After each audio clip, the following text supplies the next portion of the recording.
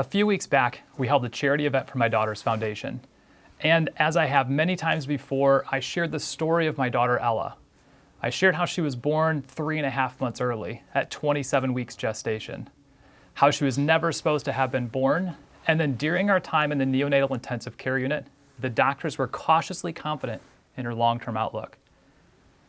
However, on her 18th day of life, she caught a rare disease called necrotizing enterocolitis, and she died in my arms the morning of her 18th day of life. Now, this past week, I've been thinking about my daughter and trying to recall my days with her. I found myself getting frustrated and sad that I was only able to really vividly remember the day that I held her as she passed away in my arms. I remember the beginning and I remember the end.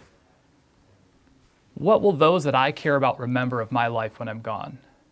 Will they only remember the beginning and the end and not how I lived in between? There's an axiom in public speaking that goes something like this. People tend to remember the first thing you say and the last thing you say. So start strong and finish well. Sullivan Ballou was a 32-year-old father, husband, and attorney, and also a major in the Union Army during the Civil War. He wrote a letter to his wife Sarah just days before the first Battle of Bull Run. Here's what it said. Headquarters, Camp Clark, Washington, D.C., July 14, 1861. My very dear wife, indications are very strong that we shall move in a few days, perhaps tomorrow. Lest I should not be able to write you again, I feel impelled to write a few lines that may fall under your eyes when I shall be no more. Our movement may be one of a few days' duration and full of pleasure, and it may be one of severe conflict and death to me. Not my will, but thine, O God, be done. If it is necessary that I should fall on the battlefield for any country, I am ready. I have no misgivings about or lack of confidence in the cause in which I am engaged, and my courage does not halt or falter. I know how strongly American civilization now leans upon the triumph of government, and how great a debt we owe to those who went before us through the blood and suffering of the Revolution.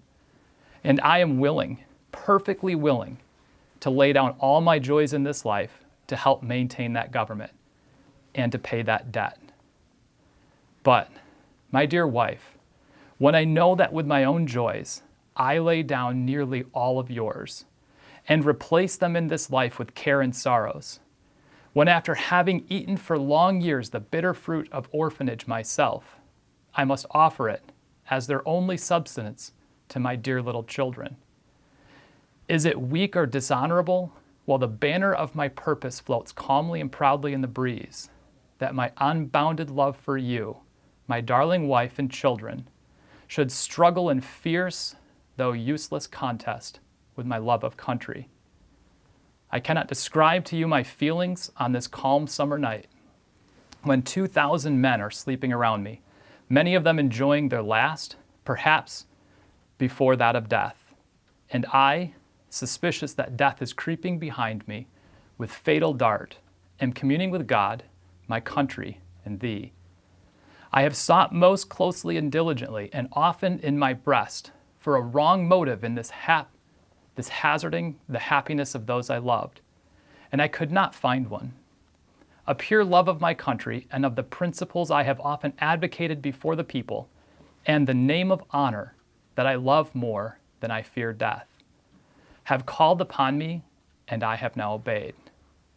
Sarah, my love for you is deathless. It seems to bind me with mighty cables that nothing but omnipotence can break. And yet, my love of country comes over me like a strong wind and bears me irresistibly on with all these chains to the battlefield. The memories of all the blissful moments I have spent with you come crowding over me, and I feel most deeply grateful to God and you that I have enjoyed them so long, and how hard it is for me to give them up and burn to ashes the hopes of future years when, God willing, we might still have lived and loved together and seen our boys grow up to honorable manhood around us. I know I have but a few claims upon divine providence, but something whispers to me, perhaps it is the wafted prayer of my little Edgar, that I shall return to my loved ones unharmed. If I do not, my dear Sarah, never forget how much I love you, nor that when my last breath escapes me on this battlefield, it will whisper your name. Forgive my many faults and the many pains I have caused you, how thoughtless, how foolish I have oftentimes been. How gladly would I wash out with my tears every little spot upon your happiness and struggle with all the misfortunes of this world to shield you and my children from harm. But I cannot. I must watch you from the spirit land and hover near you, while you buffet the storms with your precious little freight and wait with sad patience till we meet to part no more. But, O Sarah, if the dead can come back to this earth and flit unseen around these they love, I shall always be near you. In the garish day and the darkest night, amidst your happiest scenes and gloomiest hours, always, always. And if the soft breeze fans your cheek, it shall be my breath. Or the cool air cools your throbbing temples, it shall be my spirit passing by. Sarah, do not mourn me, dear. Think I am gone, and wait for me, for we shall meet again. As for my little boys, they will grow as I have done, and never know a father's love and care. Little Willie is too young to remember me long, and my blue-eyed Edgar will keep my frolics with him among the dimmest memories of his childhood. Sarah, I have unlimited confidence in your maternal care and your development of their characters. Tell my two mothers I call upon God's blessings upon them. O Sarah, I wait for you there. Come to me and lead thither my children. Sullivan. Sullivan Ballou was mortally wounded 1 week after writing this letter to his wife in the first battle of Bull Run, and then died shortly after that, never to see his wife Sarah or his sons again. He started this life as a child without a father. He went on to college, then law school, and was even elected a representative in the Rhode Island House of Representatives. He must have been a hardworking, disciplined young man to achieve all that by the age of 32, his short life. But what he is remembered now most for is the letter he wrote to his wife in his last days of life. He's remembered for how he finished, not for how he lived.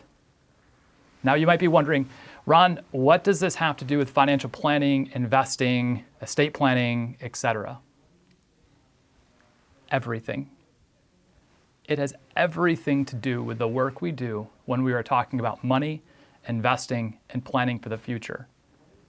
You see, when we are young, we trade our time for money in the hope that someday we will be able to trade our money back for time.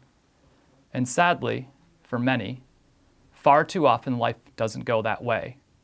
Now, don't get me wrong. I believe that working hard and saving and building towards a future for yourself and your family is a noble pursuit. For most of us, it's not even a choice, but rather something we had to do. We had to work to survive and provide for those in our lives. However, the important thing to remember is that we are all going to die one day. Steve Jobs, in a now famous commencement speech at Stanford University, said this: "Remembering that I'll be dead soon is the most important tool I've ever encountered to help me make the big choices in life. Because almost everything, all external expectations, all pride, all fear of embarrassment or failure, these things just fall away in the face of death, leaving only what is truly important." Now, thankfully, most of us don't have to face life or death situations on a regular basis. We're not preparing to go into a physical battle or putting on a bulletproof vest and badge and going out on patrol in uniform. But we should begin each day with the end in mind. Lewis Smedes, on the subject of time from his book, How Can It Be All Right When Everything Is All Wrong, said this: "I bought a brand new date book yesterday, the kind I use every year. Spiral-bound black imitation leather covers wrapping around pages and pages of blank squares. Each square has a number to tell me which day of the month I'm in at the moment.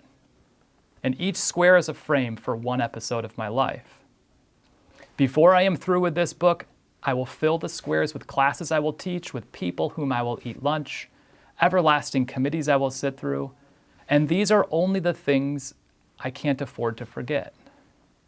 I fill the squares, too, with things I don't write down for me to remember, thousands of cups of coffee, some praying, gestures of help to my neighbors. But whatever I do, it has to fit inside of one of these squares in my date book.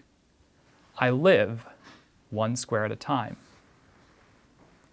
The 4 lines that make the square are the walls of time that organize my life. Everything I do has to fit into one square. I cannot straddle the lines, and each square has an invisible door that leads to the next. At a silent stroke, the door opens, and I'm pulled through it as if by a magnet, sucked into the next square in the line. And there I will again fill the time frame that seals me. I will fill it with my busyness, just as I did the square before. As I get older, the squares seem to get smaller. And one day I'll walk into a square that has no door. There'll be no mysterious opening and no walking into an adjoining square. One of these squares will be terminal. I don't know which square it will be, so I must fill the squares as wisely as I can. In the 4th quarter of every year, our focus at LifeWorks is to help you and your family with your estate and legacy planning. Our focus is to help you be intentional about how you finish. Now, having a good legal plan in place, like a will, trust, power of attorney, etc., is important and something we can help you get done if you haven't done this work before. Or we can help make sure that they're updated and aligned with your current family and financial plan. But know this, having a will and trust, a plan for how to transfer your financial assets, that's the easy part. The harder work, the more important work is this. How do you transfer what matters most to those who you are most responsible to prepare for your passing? How do you transfer what matters most to those who you deeply love? How do you transfer your values, your wisdom, your experiences, your story to those who will follow behind you? Scott Fithian, in his book Values-Based Estate Planning, said this: leaving no money but passing values to your heirs is acceptable. They will likely manage their lives well. Leaving money and passing values to your heirs is usually a positive situation. They just may change the world. Leaving money to heirs who have poorly developed values is asking for trouble. I've run the race that was set before me. I've endured trials, hardships, and challenges. I've experienced much joy and blessing along the way. But how will I finish? Will I be remembered only by my beginning and ending, or will my life's work speak across the generations? I have 2 challenges for each of you watching or listening to this. The first is an easy one. If you don't have a good estate plan and legal documents and how you want your financial affairs handled at your death, don't put off this work. Reach out to your advisor at LifeWorks and we'll happily help you get this important financial planning work done. But the second and more important challenge is this. Live like you are dying. Don't dwell on the end, but don't forget that we all share the same ending. What we have in this life we cannot take with us into what comes next. We are, for a brief moment in time, merely stewards of the assets we have. Each of us has a choice. We can either rape, loot, pillage, and plunder the financial and physical assets of this world for our own personal gain. Or we can be a builder who ultimately leaves our family, our friends, and our community in a better place than when we started. I believe that we all face this choice, and the question we should ask is this: how do I want to finish? As we enter the final months of 2022, a challenging year that's been marred with geopolitical uncertainty, market losses, political tensions, fears about a nuclear war, soaring food prices, an economic recession, just to name a few of the challenges in front of us this year. I implore you, make the time. No, invest one of your most valuable assets, your time, in writing your Sullivan-Ballou letter. Hold nothing back. Get out a pen and paper and be intentional about transferring what matters most to those who you deeply care for. We don't know when we will step into that last square in our date book, and we don't get to go back once it's gone. Finish well.